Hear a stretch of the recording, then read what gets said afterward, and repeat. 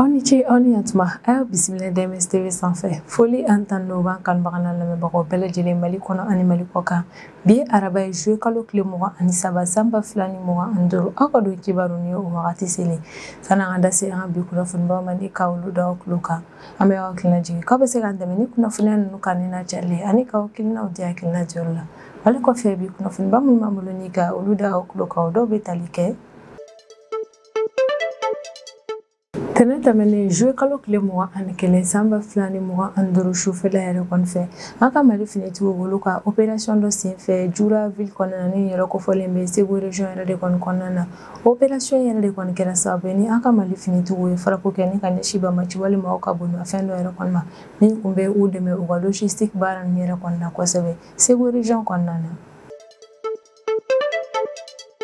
Sibiri tɛmɛnen juillet kalo tile 19 sanba 2025 o kun ye an ka sanfɛ école karamɔgɔw ka syndicat mɔgɔ yɛrɛ kɔni bɛ grève ko min na an bɛ wagati min na i n'a fɔ ko bi ni o sanfɛ école karamɔgɔ ninnu ka syndicat SNSP yɛrɛ kɔni olu ye laseli kɛ nin don kofɔlen in na communiqué la k'u ye dɔgɔkun 2 grève min yɛrɛ kɔni bolo da ko o kun cɛra o don kofɔlen in na o b'a yira k'a fɔ ko grève in yɛrɛ kɔni ma ban k'a daminɛna tuguni tɛnɛ tɛmɛnen juillet kalo tile 21 sanba 2025. Juma tɛmɛnen juillet kalo tile 18 sanba 2025 Algérie jamana ɲɛmaa ni o ye Abdelmadjid Tebboune yɛrɛ kɔni ni ma kofɔlen ale ye interview dɔ di Algérie ka kunnafonidila maa dɔw yɛrɛ kɔni ma interview in de senfɛ Algérie jamana ɲɛmaa ale kɔni y'a yira k'a fɔ ko ni a ka di Mali autorités yɛrɛ kɔni n'u ye a laɲini kɛ ale Algérie jamana ɲɛmaa yɛrɛ kɔni fɛ k'olu bɛ sɔn ni ka kɛ médiateur ye Mali ale ni rebelle yɛrɛ kɔni ɲɔgɔn cɛ la an ka nɔrɔya fanfɛla la walasa kɛlɛ min yɛrɛ kɔni bɛ Mali jamana kɔnɔna na dan ka se ka kari o kɛlɛ in na. Halisa an bɛ to Abdelmadjid Tebboune yɛrɛ kɔni ka interview in yɛrɛ kɔni ko hukumu yɛrɛ kɔni kɔnɔna na Algérie président ale y'a yira k'a fɔ ko wagati tɛmɛnenw na plan dɔ yɛrɛ kɔni kun bɔra min nana di Algérie yɛrɛ kɔni ma plan min yɛrɛ kɔni kun nana kɛ walasa ka Niger jamana ɲɛmaa kɔrɔ ni o ye Mohamed Bazoum yɛrɛ kɔni plan kofɔlen ale yɛrɛ kɔni nana kɛ sababu ye ne ka Mohamed Bazoum yɛrɛ kɔni labila Niger autorité maaw fɛ nka Algérie jamana ɲɛmaa yɛrɛ kɔni ka kɔrɔfɔ la ko olu y'a yira k'a fɔ k'u t'u sen don plan kofɔlen na ko yɛrɛ kɔni kɛra sababu ye ni dankari la plan in na a ma se ka lawaleya yɛrɛ kɔni. Sibiri tɛmɛnen juillet kalo tile 19 sanba 2025 min ye République démocratique du Congo ni o RDC olu ni M23 rebelle maaw yɛrɛ kɔni y'u bolonɔ bila bɛnkan sɛbɛn dɔ yɛrɛ kɔni na Qatar jamana kɔnɔna na bɛnkan sɛbɛn yɛrɛ kɔni kɔnɔna na maa fila nin bɛɛ lajɛlen b'a yira k'a fɔ k'u bɛna cessez-le-feu dɔ yɛrɛ kɔni boloda wale in kɛra sababu ye ni ka diya maa caman yɛrɛ kɔni ka d'a kan dɔw y'a yira k'a fɔ ko nin yɛrɛ kɔni bɛ sɔn ka kɛ sababu ye ni don n'a nataw la daminɛ na kari kɛlɛ yɛrɛ kɔni na RDC jamana kɔnɔna na ni kunnafoniba de bɛ an bolo kɔrɔ bi an bɛna minnu walawala aw ye video kibaru kɔnɔna na. An ka Mali finitigiw olu ka cɛsiri baaraw yɛrɛ kɔnɔna walasa ka se ka Mali jamana kɔnɔdenw bɛɛ lajɛlen ka lakana sabati Mali fantan a 4 bɛɛ lajɛlen yɛrɛ kɔnɔna olu b'u ka opération caya kosɛbɛ an ka Mali fantan a 4 bɛɛ lajɛlen na an bɛ wagati min na i n'a fɔ ko tarata tɛmɛnen juillet kalo tile 22 sanba 2025 an ka Mali état-major général des armées ale bɛ communiqué kɛ nin don kofɔlen in na communiqué min kɔnɔna na a b'a yira k'a fɔ ko tɛnɛ tɛmɛnen juillet kalo tile 21 sanba 2025 sufɛla yɛrɛ kɔni fɛ k'an ka Mali finitigiw olu ye opération kɛrɛnkɛrɛnnen dɔ yɛrɛ kɔni kɛ opération min yɛrɛ kɔni kɛra sababu ye ni finitigilakaw sera ka farako kɛ ni ka ɲɛsin Banbaci walima ka bolimafɛn dɔ yɛrɛ kɔni ma o kun bɛ min yɛrɛ kɔni kɛ u ka logistique talikɛla ye état-major ka kɔrɔfɔ la ka communiqué yɛrɛ kɔni na ko opération in kɛra Jura ville yɛrɛ de kɔni kɔnɔna na ni yɛrɛ kofɔlen bɛ Segu région yɛrɛ de kɔni na k'an ka Mali finitigiw ye farako kɛ ni ka ɲɛsin Banbaci walima ka bolimafɛn min yɛrɛ kɔni ma k'a kɛra sababu ye ni ka tiɲɛni don bolimafɛn in bɛɛ lajɛlen yɛrɛ kɔni na ko bolimafɛn kofɔlen yɛrɛ kɔni kɔnɔna na Banbaci walima 4 yɛrɛ de kɔni kun bɛ yen nɔ ko nka frappe in yɛrɛ kɔni kɛra sababu ye ni ka o Banbaci walima ninnu bɛɛ lajɛlen bɔnɛw ni na état-major ka kɔrɔfɔ la ka communiqué yɛrɛ kɔni kɔnɔna na kalisa olu ni an ka Mali finitigiw u cɛsirilen don kosɛbɛ Banbaci walimaw ɲinini ale ni u bɔnɛni la u ni na walasa ka se ka Mali fantan a 4 bɛɛ lajɛlen lakana sabati cogo min Mali jamana kɔnɔdenw fɛnɛ ka lakana bɛ se ka sabati cogo min a y'a yira k'a fɔ ko u ka baara dɔrɔn tɛ Banbaci walimaw minɛni ni u bɔnɛni u ni na ko Banbaci walimaw da ka sigiyɔrɔ k'o fɛnɛ tɛ to kɛrɛfɛ kara k'a kan ka Mali finitigiw olu cɛsirilen don kosɛbɛ maa ninnu da ka sigiyɔrɔw ɲininiw yɛrɛ kɔni na walasa ka se ka tiɲɛni don o yɔrɔ ninnu bɛɛ lajɛlen na ni opération yɛrɛ kɔni y'a yira an na k'a fɔ ko an ka Mali finitigiw olu cɛsirilen don kosɛbɛ an ka Mali jamana kɔnɔdenw bɛɛ lajɛlen ka lakana sabatili baaraw yɛrɛ kɔnɔ kɔnɔna ko o ko hukumu yɛrɛ de kɔnɔna na an ka finijigilakaw o kɔni bɛ fɛɛrɛw bɛɛ lajɛlen yɛrɛ kɔni latigɛ ne ka bamaci wale mina sitan ne ka bɔ an ka Mali jamana kɔnɔdenw bɛɛ lajɛlen yɛrɛ kɔni kan o ko hukumu yɛrɛ de kɔnɔna an bɛ olu ma dakɛ ne ka ɲɛsin Mali jamana kɔnɔdenw bɛɛ lajɛlen yɛrɛ kɔni ma k'an ka fara ɲɔgɔn kan an k'an ka Mali finitigiw yɛrɛ kɔni jukɔrɔma don an ka u jukɔrɔma don yɛrɛ kɔni ni kunnafoniyaw dili u ma yɛrɛ de kɔni n'an bisigara fɛn dɔ la an sigiyɔrɔw la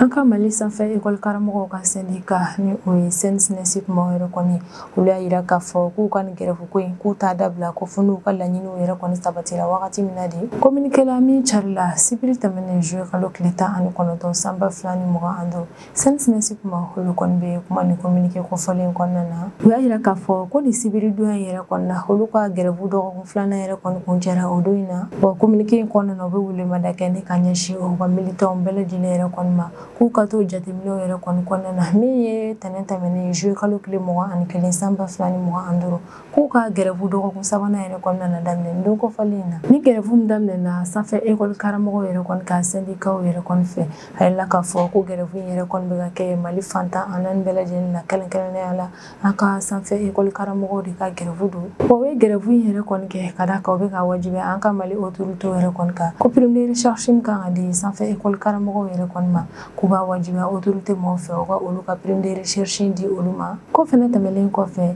examen yɛrɛ kɔni mana na kɛ sanfɛ kalanso yɛrɛ kɔni na école karamɔgɔw k'olu bɛ baara minnu kɛ k'u b'a wajibiya autorité maaw fɛ u ka olu ka o baara ninnu wari fɛnɛ di u ma ale ni k'u bɛ heure supplémentaire minnu yɛrɛ kɔni kɛ baara la sanfɛ écoleso la k'u b'a wajibiya autorité maaw ka u ka o wari ninnu fɛnɛ di u ma ni laɲiniba saba nin yɛrɛ de kɔni kɛra sanfɛ kalanso école karamɔgɔw fɛ ni ka ɲɛsin an ka Mali autorité yɛrɛ kɔni ma sanfɛ kalanso école karamɔgɔw kɔni y'a yira k'a fɔ ko kabini olu ye grève in daminɛ fo ka na se an bɛ wagati min na i n'a fɔ ko bi k'an ka Mali autorité u ma jaabi kɛ ni ka ɲɛsin olu ka grève ninnu ma école karamɔgɔ maaw yɛrɛ kɔni ka syndicat yɛrɛ kɔni ka kɔrɔfɔ la ko kabini grève in yɛrɛ kɔni daminɛna an ka furancɛ fanga autorité yɛrɛ kɔni ma hali a laɲini ni ka kuma ɲɔgɔnya tɛmɛ u ni olu école karamɔgɔw ni ɲɔgɔn cɛla la ko wale in yɛrɛ kɔni bɛ ka kɛ sababu ye ni ka olu dusuma kasi yɛrɛ kɔni kosɛbɛ SNSP maaw yɛrɛ kɔni ka kɔrɔfɔ la k'ali n'a sɔrɔ autorités tɛ ka jaabi kɛ ni ka ɲɛsin olu ka nin grève ko in yɛrɛ kɔni ma ko nka o n'a taw ta olu bɛ u ka militants yɛrɛ kɔni fɔ kosɛbɛ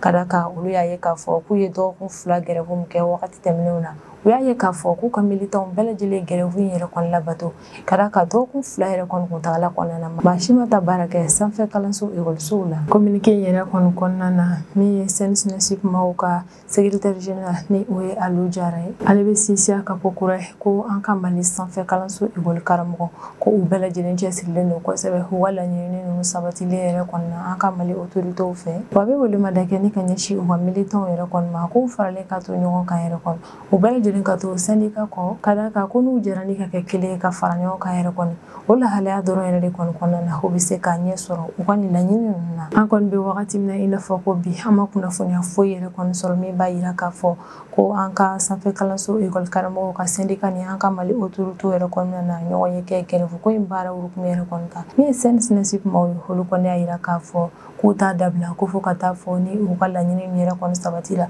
o yɛrɛ de kɔni na u ye grève sabanan boloda min daminɛna tɛnɛn tɛmɛnen juillet kalo tile 21 san 2025 wa grève kofɔlen ale kɔni kun bɛ cɛ sibiri nata in na juillet kalo tile 26 san 2025 an ka Mali jamana kɔnɔna na i n'a fɔ an kun ye a lase aw ma cogo min an ka kunnafoniya tɛmɛnenw yɛrɛ kɔnɔna ko min an ka Mali premier ministre kɔrɔ dɔ ye ni o ye Musa Mara ko tɛnɛn tɛmɛnen juillet kalo tile 21 san 2025 wulafɛla nɛgɛ kanɲɛ 15 wagati ko premier ministre kɔrɔ ale kun bɛ aéroport yɛrɛ kɔnɔna k'a bɛna voyager ni ka taa Sénégal jamana yɛrɛ kɔni kɔnɔna na ani a ka denbayaw yɛrɛ kɔni nka ko min an ka Mali aéroport agent ye u ma sɔn Musa Mara ale kɔni ka voyager ni ka bɔ Mali jamana kɔnɔna na ko kɛra sababu ye ni Musa Mara ale n'a ka denbayaw bɛɛ lajɛlen yɛrɛ kɔni seginna ni ka taa u ka so yɛrɛ kɔni o wale yɛrɛ de kɔni kɔfɛ min ye Musa Mara ka avocat ye ni o dɔ ye Mutakatali Tali yɛrɛ kɔni olu bɛ bɔ ni ka kuma ka ɲɛsin a koɲɛ yɛrɛ kɔni ma Musa Mara ka avocat yɛrɛ kɔni ka kɔrɔfɔ la k'an ka autorités yɛrɛ kɔni kelen ni ka ban ka Musa Mara yɛrɛ kɔni to yen nɔ a ka voyager ko yɛrɛ kɔni kɛra sababu ye Musa Mara ale ka adamadenya hakɛ jɔsenbaw ko an ka autorités ye olu violé k'a o hadamaden hakɛ dɔw yɛrɛ kɔni na yamaruya bɛ a bolo ni ka voyager ka taa yɔrɔ min yɛrɛ kɔni ka di a ye lafiya kɔnɔna na ko nka an ka Mali autorité yɛrɛ kɔni banni ni ka a to yen a ka bɔ k'o kɛra sababu ye ni ka a ka o hakɛ in yɛrɛ kɔni violé wa kɔrɔfɔ la ko autorité banni ni ka Musa Mara yɛrɛ kɔni to yen nɔ a ka voyager ni ka bɔ Mali jamana kɔnɔna na ko an ka sariya ko ta fanfɛla yɛrɛ kɔni na ko dalilu foyi walima mesure foyi yɛrɛ kɔni tɛ u bolo min b'a yira k'a fɔ ko kunjo don ni ka u ban ka Musa Mara yɛrɛ kɔni to yen nɔ a ka voyager kɔrɔ de kɔni na o b'a wajibiya an ka kiriko maaw yɛrɛ kɔni kan min ye Musa Mara balili yɛrɛ kɔni a ka voyager ko ka fɛɛrɛ latigɛ ni ka o mesure yɛrɛ kɔni wuli ka bɔ ni ma kɔfɔlen in kan ko wa kun min fɛnɛ y'a to u y'o ban ni Musa Mara ale ka voyager tɛnɛn tɛmɛnen yɛrɛ kɔni ko an ka kiriko maaw ka fɛɛrɛ latigɛ ni ka o ɲɛfɔ Musa Mara ka avocat ye u ka se ka faamuyali sɔrɔ a la ko wa Musa Mara ale ka lakana yɛrɛ kɔni ka sabati an ka Mali autorité u ka yir'u la k'a fɔ ko ni ɲɔgɔnna ko tɛna nata ni ka ɲɛsin a ma yɛrɛ kɔni ni de ye k'i ban yɛrɛ kɔni a ka voyager ka bɔ Mali jamana kɔnɔna na Musa Mara a ka avocat u ti da nin dɔrɔn yɛrɛ kɔni ma u bɛ lasili yɛrɛ kɔni kɛ ko sira tilenni fɛn fɛn bɛ yen n'u bɛ se ka tɛmɛ o kow yɛrɛ kɔni fɛ walasa an ka Mali autorité filɛ ni ka décision min ta premier ministre kɔrɔ kan ka fɛɛrɛ latigɛ ni ka o décision yɛrɛ kɔni wuli ka bɔ yen k'olu avocat u bɛ o fɛɛrɛ tilennenw bɛɛ lajɛlen yɛrɛ kɔni latigɛ walasa décision in ɲɔgɔn wɛrɛ kana na kɛ ni ka ɲɛsin Musa Mara ma bilen an kɔni bɛ wagati min na i n'a fɔ ko bi Musa Mara ale ka affaire in yɛrɛ kɔni bɛ nin yɔrɔ kofɔlen de la min ye an ka kiriko maaw ye olu ma bɔ ni ka kuma kɛ ka ɲɛsin a ko ɲɛ yɛrɛ kɔni ma nka dɔw yɛrɛ kɔni ka faamuyali la ko procédure judiciaire ko min bɛ Musa Mara yɛrɛ kɔni kun kan ka sanga ni wagati laban in na a ye tile 2 tagali min yɛrɛ kɔni kɛ an ka Mali brigade d'investigation judiciaire yɛrɛ kɔni na ko o affaire judiciaire ko hukumu yɛrɛ de kɔni kɔnɔna na kan ka kiriko maaw kɔni bannen don ni ka Musa Mara yɛrɛ kɔni to yen nɔ ni a ka voyager yɛrɛ kɔni nka dɔw yɛrɛ kɔni fana y'a yira k'a fɔ ko ɲani autorité yɛrɛ kɔni kun kan Musa Mara yɛrɛ kɔni bali ni ka voyager o kun kan ka sɛbɛn dɔ yɛrɛ de kɔni bɔ min kun b'a yira k'a fɔ ko yamaruya tɛ Musa Mara bolo bilen ni ka bɔ Mali jamana kɔnɔna na ko nka o sɛbɛn yɛrɛ kɔni ma di Musa Mara yɛrɛ kɔni ma an kɔni bɛ wagati min na i n'a fɔ ko bi affaire in bɛ nin yɔrɔ in la don n'a nataw la ni kunnafoniya kura wɛrɛw bɔra la an bɛ segin ko kura ni ka na olu da o tulo kan kunun tarata juillet kalo tile 22 sanba 2025 an ka Mali pôle national de lutte contre la cybercriminalité procureur ale kɔni mandat de dépôt da an ka jamana jeli 3 kan minnu dɔnnen don kosɛbɛ mandat de dépôt dara jeli 3 minnu kan olu ye Babani Kone Mariam Ba ale ni Bigini Ba ka yɛrɛ de kɔni an bɛ wagati min na i n'a fɔ ko bi ni kunnafoniya ninnu yɛrɛ kɔni na an ti caman dɔn a ko ɲɛ kan nka Mali jolidenninw ni o ye page yɛrɛ kɔni an ka Mali jamana kɔnɔna na minnu bɛ jeliko mili in kɔnɔna na kosɛbɛ olu ka kɔrɔfɔ la ko araba tɛmɛnen juillet kalo tile 16 sanba 2025 ko min Babani Kone ale kɔni taara cybercriminalité la walasa ka se ka plainte yɛrɛ kɔni tigɛ Mariam Ba Mali jolidenninw Mande princesse ale ni Mariam Ba ka équipe u bɛɛ lajɛlen yɛrɛ kɔni kama ko de tɛmɛlen kɔfɛ alamisa tɛmɛnen ale ni juma tɛmɛnen min ye cybercriminalité procureur ale Mariam Ba yɛrɛ kɔni convoqué ni ka taa u ka yɔrɔ la ko de tɛmɛlen kɔfɛ kunun tarata juillet kalo tile 22 sanba 2025 Babani Kone ale ni Mariam Ba olu fila bɛɛ yɛrɛ kɔni kun taara tribunal la walasa ka se ka taa confrontation yɛrɛ kɔni kɛ ni yɔrɔ kɔfɔlen in na Mali jolidenninw ka kɔrɔfɔ la ko Babani Kone ale taara plainte yɛrɛ kɔni tigɛ Mariam Ba n'a ka équipe Mali jolidenninw ale ni Mande princesse yɛrɛ kɔni kama ka da kan ko Babani Kone ka kɔrɔfɔ la ko Mariam Ba ka bɔli o bɔli k'a bɛ kɔrɔmatigɛli kɛ ni ka ɲɛsin ale ma Mali jolidenninw yɛrɛ kɔni ka kɔrɔfɔ la tuguni ko Babani Kone yɛrɛ kɔni ka kɔrɔfɔ la ko Mariam Ba ye Mali jolidenninw ale ni Mande princesse yɛrɛ kɔni sara walasa k'olu ka bɔ ni ka ale Babani Kone yɛrɛ de kɔni nɛni Mali jolidenninw yɛrɛ kɔni ka kɔrɔfɔ la ko Babani Kone ale kɔni taara plainte tigɛ Mariam Ba ni Mali jolidenninw ni Mande princesse yɛrɛ kɔni kama ni kun yɛrɛ de kɔni na ko fɛnɛ tɛmɛlen kɔfɛ don min Mariam Ba ale ni Babani Kone b'u ka confrontation kɛ ni o kɛra kunu yɛrɛ kɔni ko wagati in fɛn na min ye Bigini Ba ka ale fɛnɛ taara se tribunal yɛrɛ kɔni na o yɛrɛ de kɔni tɛmɛlen kɔfɛ ko min ye procureur a ye mandat de dépôt da ni maa saba nin bɛɛ lajɛlen yɛrɛ kɔni kan ni ka u bila ka taa bole yɛrɛ kɔni ni o ye kaso ye Mali jamana kɔnɔna na min kɔnɔna na musow yɛrɛ de kɔni bɛ yen nɔ an ye kunnafoniya sɔrɔ Idris Martinez yɛrɛ kɔni ka bɔlɔlɔsiraw yɛrɛ kɔni kan ko mandat mana de dépôt ma da jelimuso saba ninnu dɔrɔn yɛrɛ kɔni kan ko maa wɛrɛw bɛ yen mana de dépôt dara olu fɛnɛ kan ni o ye video man kelen ale ni bilasiralikɛla 2 yɛrɛ de kɔni o kɔni b'a kɛ mana de dépôt 6 yɛrɛ de kɔni nka maa 3 tɔ ninnu yɛrɛ kɔni bɛ Idris Martinez ale ka page maaw yɛrɛ kɔni tɛ u da don o kuma la nka o kɔni y'a jira k'a fɔ k'an bɛ wagati min na i n'a fɔ ko bi mana de dépôt dara maa 6 yɛrɛ de kɔni kan ni ka u bɛɛ lajɛlen datugu kaso la. Sisan an bɛ tɛmɛ n'an ka jamana kɔfɛ kibaruyaw ye o kɔnɔna na an bɛ taa Algérie jamana kɔnɔna na. Juma tɛmɛnen juillet kalo tile 18 san 2025 Algérie jamana ɲɛmaa ni o ye Abdelmadjid Tebboune yɛrɛ kɔni ale ye interview kɛ Algérie ka kunnafonidi sira dɔw yɛrɛ kɔnɔna interview min yɛrɛ kɔnɔna na Algérie jamana ɲɛmaa ale bɛ discours kɛ ni ka ɲɛsin Algérie jamanadenw yɛrɛ kɔni ma o fana tɛmɛnen kɔfɛ a ka kumaw kɔnɔna na a b'i da se Mali ka lakanako lahalaya yɛrɛ kɔni ma an bɛ wagati min na i n'a fɔ ko bi Algérie jamana ɲɛmaa yɛrɛ kɔni ka kɔrɔfɔ la ko ni Mali autorité u bɛ fɛ ka kumaɲɔgɔnya tɛmɛ o ni rebelle yɛrɛ kɔni ni ɲɔgɔn cɛ la Mali Nord ko lahalaya yɛrɛ kɔni na ko Algérie yɛrɛ kɔni pɛrɛnnen don ni ka kɛ médiateur ye autorités ni an ka rebelle yɛrɛ kɔni ni ɲɔgɔn cɛ la walasa an ka se ka bɛnkan yɛrɛ kɔni sɔrɔ Mali kɛlɛko in kɔni lahalaya la Algérie ka kunnafonidila ni yɛrɛ kɔni Algérie jamana ɲɛmaa yɛrɛ kɔni ɲininka ko yalima mercenaires yɛrɛ kɔni bɛ Algérie ka frontière yɛrɛ la wa Algérie jamana ɲɛmaa y'a jira k'a fɔ ko o kuma in yɛrɛ kɔni tɛ tiɲɛ ko min ye mercenaires ye walima Wagner ko maa si tɛ ale ka frontière yɛrɛ kɔni na a y'a jira k'a fɔ ko ni Mali autorités ye demande officielle kɛ ni ka ɲɛsin ale Algérie jamana ɲɛmaa yɛrɛ kɔni ma walasa ale ka kɛ médiateur ye Mali autorités ni rebelle ni ɲɔgɔn cɛ la an ka Nord ko lakanako lahalaya yɛrɛ kɔni ko hokumu kan na ko ale Algérie jamana ɲɛmaa ale pɛrɛnnen don ni ka kɛ médiateur ye rebelle ni Mali autorités ni ɲɔgɔn cɛ la Algérie jamana ɲɛmaa yɛrɛ kɔni ye nin kuma min yɛrɛ kɔni fɔ o kɛra sababu ye ni ka na ni kuma caman yɛrɛ kɔni Mali jamana kɔnɔna na ka da ka dɔw y'a jira k'a fɔ ko Abdelmadjid Tebboune ko ale kɔni bɛ ka kuma min fɔ ko nafa yɛrɛ kɔni t'a la ka da kan k'a sigilen bɛ ni ka min kɔnɔ ni o de ye ko Mali autorités u bɛna na dɛmɛ ɲini ale fɛ an ka jamana Nord ko lahalaya la walasa bɛnkan ka se ka sɔrɔ Mali ale ni rebelle ni ɲɔgɔn cɛ la ko Algérie jamana ɲɛmaa ale bɛ ka i yɛrɛ nɛgɛ ni o ye ka da kan ko min an ka Mali autorités ko ɲani diɲɛ wuli yɛrɛ kɔni cɛ o tɛna na taa se Abdelmadjid Tebboune yɛrɛ kɔni ma walasa u ka se ka bɛnkan yɛrɛ kɔni sɔrɔ Mali ale ni rebelle ni ɲɔgɔn cɛ la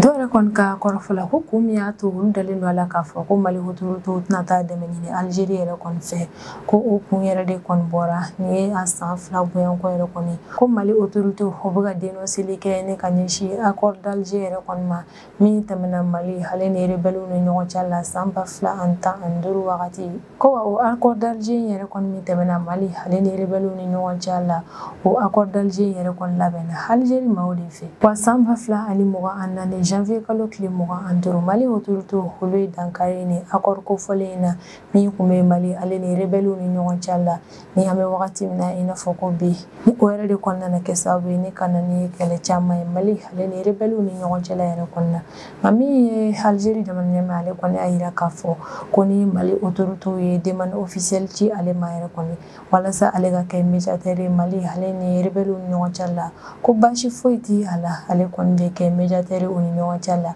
nka bɛɛ lajɛlen fana dalen don a la k'a fɔ ko min ye Mali autorités ɲani diɲɛ wuli cɛ k'olu tɛna na taa dɛmɛ ɲini kɛ ni ka ɲɛsin Algérie yɛrɛ kɔni ma ka da kan Mali ale fana bɛ ka Algérie ɲaki a bɛ wagati caman yɛrɛ kɔni bɔ ko min Algérie ale de bɛ banbaci walemaw jukɔrɔma don ni dumuni ale ni siyɔrɔ dilen o ma Algérie jamana kɔnɔna na nka an bɛ Algérie an kɔni bɛ wagati min na i n'a fɔ ko bi ale tile kelen da kelen a ma sɔn a ma k'a fɔ ko ale de bɛ jukɔrɔma don kɛ ni ka ɲɛsin banbaci walemaw ma halisa an bɛ to Algérie jamana ɲɛmaa yɛrɛ kɔni ka interview in kɔnɔna na min kɛra juma tɛmɛnen juillet kalo tile 18 san 2025 Algérie kunnafonidi sira dɔw yɛrɛ kɔni fɛ Abdelmadjid Tebboune ni ale ye Algérie jamana ɲɛmaa ye ale kɔni y'a jira k'a fɔ ko Algérie yɛrɛ kɔni ka politique o kɔni bɛ tali kɛ ko min ye jamana wɛrɛw ye a t'i sen don olu ka jamana kɔnɔ ko kunkan ko yɛrɛ kɔni na ko wa opération fankelenmaw yɛrɛ kɔni ko Algérie ale tɛ i sen don olu si la ni ka ɲɛsin jamana wɛrɛw ma o ko hukumu yɛrɛ de kɔni kɔnɔna na a ye laseli kɛ ko plan dɔw yɛrɛ kɔni kun bɔlen don plan min yɛrɛ kɔni kun bɛna ta ni ka ɲɛsin Niger ma ni o plan kun bɛna kɛ sababu yɛrɛ kɔni ni ka Niger jamana ɲɛmaa kɔrɔ ni o ye Mohamed Bazoum ni nin ma kofɔlen minɛn bɛɛ Niger autorité maaw fɛ an bɛ wagati min na fɔ ko bi ko plan kofɔlen kun na Mohamed Bazoum yɛrɛ de kɔni labila ko plan in nana yira Algérie la nka min ye olu Algérie olu y'a yira k'a fɔ k'u tɛ u sen don plan yɛrɛ kɔni na k'a laɲinina olu fɛ olu k'u sen don plan na min nana kɛ sababu ye ka Mohamed Bazoum yɛrɛ kɔni labila ko nka olu Algérie ye u banni ka u sen don o plan in na olu banni ni ka u sen don o plan in na o nana kɛ sababu ye ni ka plan kofɔlen yɛrɛ kɔni labaarali bɔ a ma maa minnu yɛrɛ kɔni ye plan in yɛrɛ kɔni dilan min ye Algérie jamana ɲɛmɛ a tɛ olu tɔgɔ fɔ kɛrɛnkɛrɛnnenya la nka a ka kumaw yɛrɛ kɔni kɔnɔna na a ye minnu fɔ o kɛra sababu ye ni maaw y'a bisigiya ko min ye Abdelmadjid Tebboune k'ale tun bɛ ka kuma ni ka ɲɛsin Faransi yɛrɛ de kɔni ma Algérie jamana ɲɛmaa ka kɔrɔfɔ la ko maa min ye plan in bɛɛ lajɛlen yɛrɛ kɔni dilan ale tɛna na o tigi tɔgɔ fɔ ko nka dɔw yɛrɛ kɔni bolo ko plan in labɛnna Faransi de fɛ a kɔni kumana ni ka dan ni yɔrɔ kofɔlen yɔrɔnin la min ye ko Faransi y'a kɛ o Faransi m'a kɛ o Abdelmadjid Tebboune ale tɛ ɲɛfɔli kɛ o kɔni na a y'a yira k'a fɔ ko plan yɛrɛ kɔni kɔnɔna na o kun na action militaire dɔ yɛrɛ de kɔni kɛ ka ɲɛsin Niger yɛrɛ kɔni ma action militaire min yɛrɛ kɔni kun nana kɛ sababu ye ni ka Mohamed Bazoum yɛrɛ kɔni labila Niger autorité yɛrɛ kɔni fɛ ni ma ko fɔlen ale datugun bɛ Niger autorité maaw fɛ a bɛ san 2 bɔɲan kɔ bɔ o y'a yira k'a fɔ k'olu Algérie ka politigiw yɛrɛ kɔni bɛ ten de olu tɛ u sen don jamana wɛrɛw ka jamana kɔnɔna na ko kunkan kow yɛrɛ kɔni na k'olu t'u da don Mali ka ko la olu t'u da don Niger ta la a kɛra Libye o walima Burkina Faso k'olu da tɛ don ni jamana ninnu ka jamana kɔnɔ ko fo yɛrɛ kɔni na fo ni jamana ɲɛmaa ninnu yɛrɛ de kɔni a laɲini olu fɛ a yira k'a fɔ ko Algérie n'a sigiɲɔgɔn u bɛɛ lajɛlen ka frontières yɛrɛ kɔni lakanalen don ko wa problème foyi tɛ olu ni ɲɔgɔn cɛla la wa a ka kumaw yɛrɛ kɔni kɔnɔna na a y'a yira k'a fɔ ko min ye mercenaires yɛrɛ kɔni talen ni ka taa bila frontières yɛrɛ kɔni na ko ale yɛrɛ kɔni y'a yira k'a fɔ k'a tɛ jɛn ni o ko in ye ko wa a bɛ segin a ka ko kura ye k'a yira k'a fɔ ko a tɛ jɛn ni o ye Abdelmadjid Tebboune y'a yira k'a fɔ k'olu y'a fɔ Russie yɛrɛ kɔni k'u tɛ jɛn n'a ye k'a fɔ mercenaires yɛrɛ kɔni ka taa jɔ olu ka frontière sud yan fanfɛlaw yɛrɛ kɔni na Algérie jamana ɲɛmaa yɛrɛ kɔni ka nin kuma in yɛrɛ kɔni kɛra sababu ye ni ka na nin kuma caman yɛrɛ kɔni diɲɛ fantan a naani bɛɛ lajɛlen yɛrɛ kɔni kɔnɔna na ka da k'a ye kuma min yɛrɛ kɔni fɔ o kɛra révélation ba yɛrɛ de kɔni sabula a ka kuma in kɔnɔna na a yirala k'a fɔ ko maa dɔw yɛrɛ kɔni tun bɛ ka plan labɛn walasa ka se ka na Mohamed Bazoum yɛrɛ kɔni labila ni ka bɔ Niger autorité maaw yɛrɛ kɔni bolo nka min yɛrɛ kɔni Algérie ale ye lajɛya ko in yɛrɛ kɔni kɔnɔna na a y'a yira k'a fɔ k'olu ye a yira kɔni k'u tɛna na u sen don plan in na ko o yɛrɛ kɔni kɛra sababu ye ni plan in yɛrɛ kɔni kɛli bɔra a ma fɔlɔ sibiri tɛmɛnen juillet kalo tile 19 san 2025 République démocratique du Congo ni o ye RDC olu ni M23 rebelle maaw yɛrɛ kɔni u bolonɔ bila bɛnkan sɛbɛn dɔ la Qatar jamana kɔnɔna na bɛnkan sɛbɛn min yɛrɛ kɔni kɔnɔna na maa fila ni bɛɛ lajɛlen b'a yira k'a fɔ k'u bɛna cessez-le-feu yɛrɛ kɔni boloda u ni ɲɔgɔn cɛla la bɛnkan sɛbɛn min yɛrɛ kɔni tɛmɛna RDC ale ni M23 rebelle ni ɲɔgɔn cɛla la o bɛnkan sɛbɛn yɛrɛ kɔni tɔgɔ dara ko déclaration de principe de wa o bɛnkan sɛbɛn yɛrɛ kɔni kɔnɔna na a yiralen don k'a fɔ ko min ye RDC ale ni M23 ye ko fan fila ni bɛɛ lajɛlen ka u yɛrɛ minɛ attaque kɛli ma ni ka ɲɛsin ɲɔgɔn yɛrɛ kɔni ma u ka propagandiw dabila ko min ye k'a fɔ k'u bɛ kɛlɛ kɛ walasa ka se ka dugukolo kuraw yɛrɛ kɔni minɛ ɲɔgɔn na ko RDC fo ka taa se M23 rebelle maaw ma k'u ka nin bɛɛ lajɛlen yɛrɛ kɔni jɔ fɔlɔ an bɛ wagati min na i n'a fɔ ko ni bɛnkan sɛbɛn min yɛrɛ kɔni tɛmɛna M23 ni RDC autorité yɛrɛ kɔni ni ɲɔgɔn cɛla la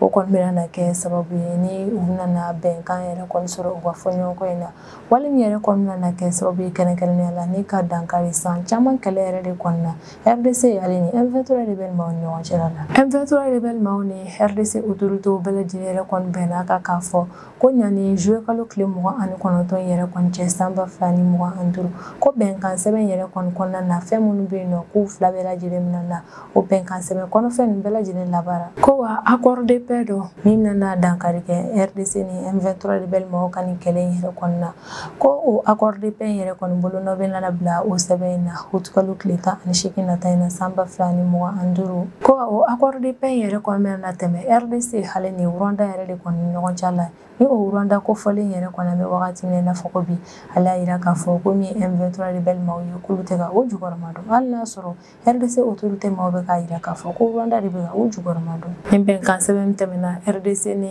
M23 rebelle maaw ni ɲɔgɔn cɛ la o kɛra sababu ye ni ka maa caman yɛrɛ kɔni nisɔndiya ka da kan a bɛ san caman yɛrɛ kɔni bɔɲan kɔ bɔ min ye RDC jamana yɛrɛ kɔni min ye mɔgɔ faga ye o kɔni tun bɛ ka kɛ nin yɔrɔ kofɔlen na ka caya o sababu kɛ kɛlɛ ye M23 rebelle ni RDC autorités ni ɲɔgɔn cɛla yɛrɛ kɔnɔna ko nka ni bɛnkan sɛbɛn min yɛrɛ kɔnɔna na o nana kɛ sababu ye ka maaw jigi d'a kan ko don n'a nataw la n'Ala sɔnna ma ko daminɛ na kari ni kɛlɛ in yɛrɛ kɔnɔna cogo min RDC jamana kɔnɔdenw bɛ se ka u ka ɲɛnamaya kɛ lafiya kɔnɔna na ni de bɛ dan sigi an ka bidon kibaru la an man kanubaga n'a lamɛnbagaw bɛɛ lajɛlen fo Mali kɔnɔ ani Mali kɔ kan an bɛ aw hakilina jigin k'aw bɛ se k'an dɛmɛ ni kunnafoniya ninnu kan ni n'a carili ani k'aw hakilinaw di hakilina jɔyɔrɔ la wali kɔfɛ an bɛ fɔ yan nɔ ko aw k'an bɛn a ɲɔgɔnna wɛrɛ ma